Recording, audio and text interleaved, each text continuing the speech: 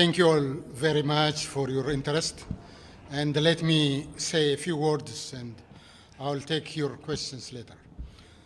As I told the Council, perhaps I'm the first water minister addressing the August body on hydroelectric dam that is under scrutiny in the unprecedented and unfair manner here at Security Council. We believe, Ethiopia believes, it is an unfitting use of the time and the resources of the UN Security Council to discuss the Grand Ethiopia Renaissance Dam. Nevertheless, I have voiced the concerns and the just causes of my country, Ethiopia. Let me reiterate that we are dealing here with a hydroelectric dam.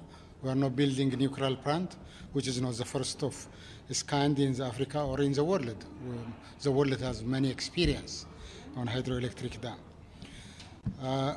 We are building a reservoir to store water that will generate electricity. After heating the turbine, the water continues to flow in the downstream. GERD is actually a people's project. All walks of Ethiopians are contributing to build this dam to bring light home to 65 million people who are currently living in darkness. The Nile belongs to all peoples of the basin countries. In the basin, we have 500 million in 11 riparian countries. Ethiopia generates 77 billion cubic meter water annually, and in fact, 85% of the Nile is coming from Ethiopia. Equally, Ethiopians have best wishes and neighborly care for their compatriots in Egypt and Sudan. We have all the intention to live together in peace and cooperate for our mutual benefit. The GERD demonstrates these core principles for collective well-being, prosperity, and regional integration. Ethiopia has 70% of its population under the age of 30. More than 100,000 people are graduate from higher education, and 30 million Ethiopians are in school. It is an imperative, therefore, to cater the growing need for this population. Finally, Ethiopia believes that an agreement is within reach, and given the necessary political will and the commitment to negotiate in good faith. We have already reached an understanding on a considerable number of issues. So the African Union is the right platform to deal with this kind of issue, to really bring a conducive environment for faithful negotiation. Thank you very much. I can now you can ask me your questions. Over here. Thank you, Mr. Minister. Ray Bouchafra from Sky News Arabiya. In today's session, most of members of Security Council, they talked about a solution that come to satisfy all the parties of the conflict, Ethiopia, Sudan, and Egypt. Which kind of solution do you think, in your point of view, will come to satisfy all the parties? Thank you. Thank you for that question. It's actually solutions that satisfies the three countries.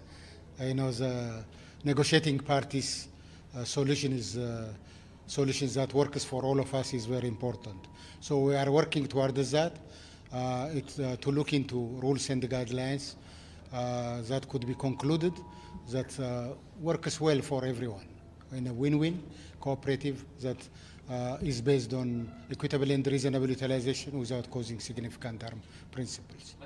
Egypt and Sudan, they are accusing Ethiopia that you don't want any kind of solution and you just go into unilateral steps without consulting the other parties. Thank you. No, it's the other way around, actually. We always go to negotiation with solution at hand.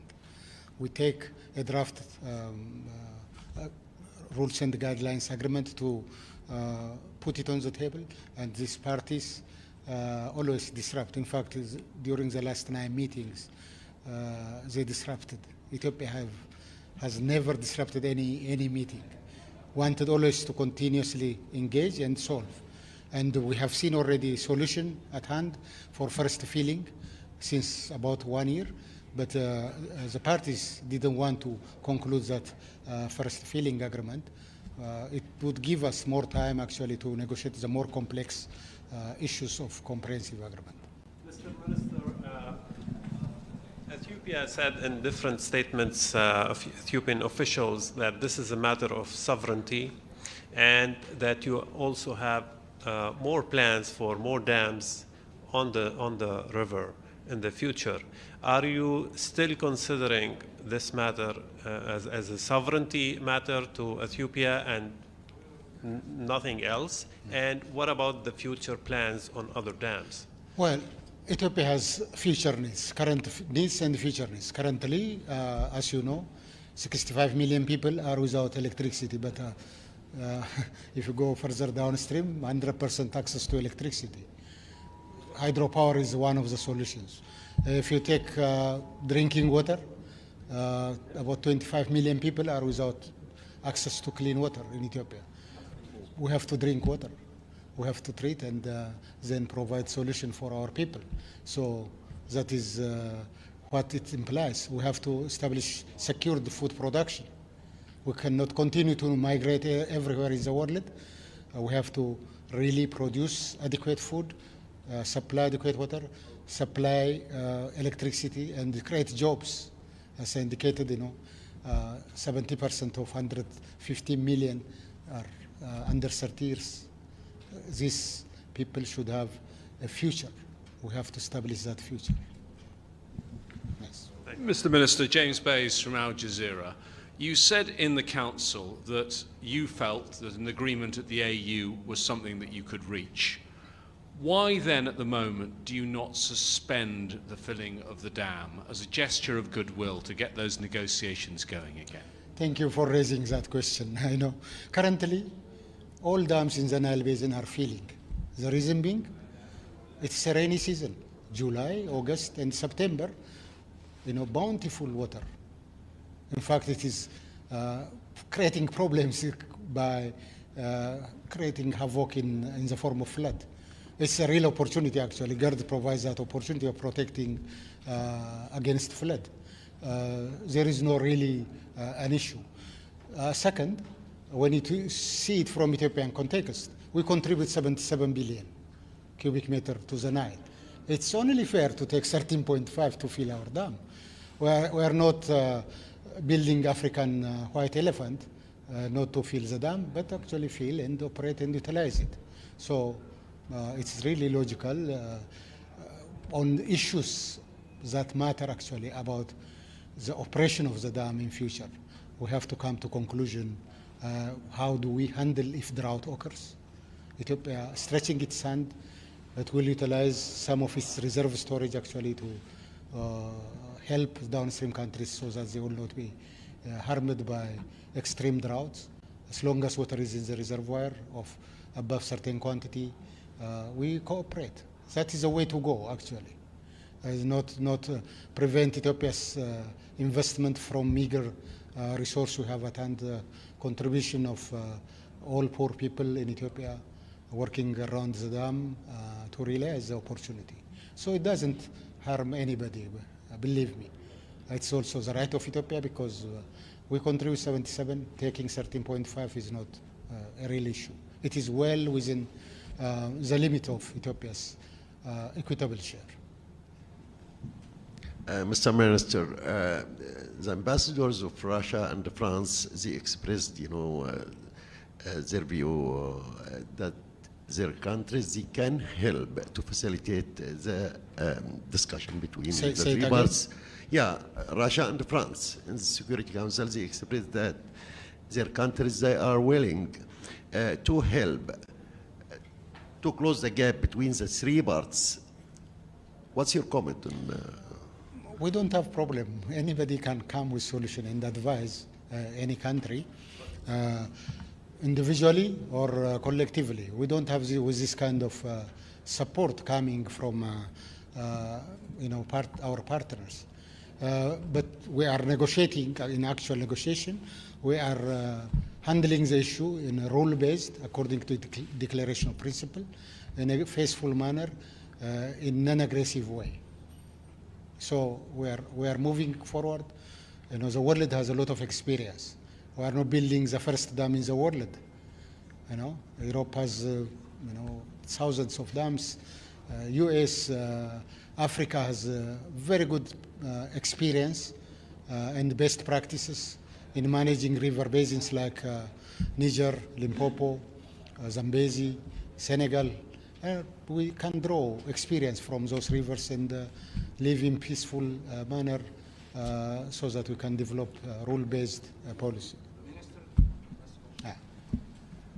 Abdullah Imasi from Al Hurra. My question is, what are Ethiopia's options if Egypt and Sudan insist on making the issue before the upcoming Security Council sessions? Say it again, please. Can you repeat? What are Ethiopia's options if Egypt insists and Sudan insist on making the issue in front of the Security Council in the next Security Council sessions? is not a place for this kind of negotiation. As I explained, it's the first case, the water resource development case. Water resource development case or development case is not the issue of the Council. The Council is looking into issues of security and political issues. Here, we have a development project. Most of the Council members actually emphasize that we go back to African Union, lead negotiation, conclude result on faithful negotiation. Willing to work? Are you still willing to collaborate with the African Union? Absolutely, we are working on that. We have never boycotted the African Union meeting. All right, thank you very much. Thank you. Appreciate that. Thank you.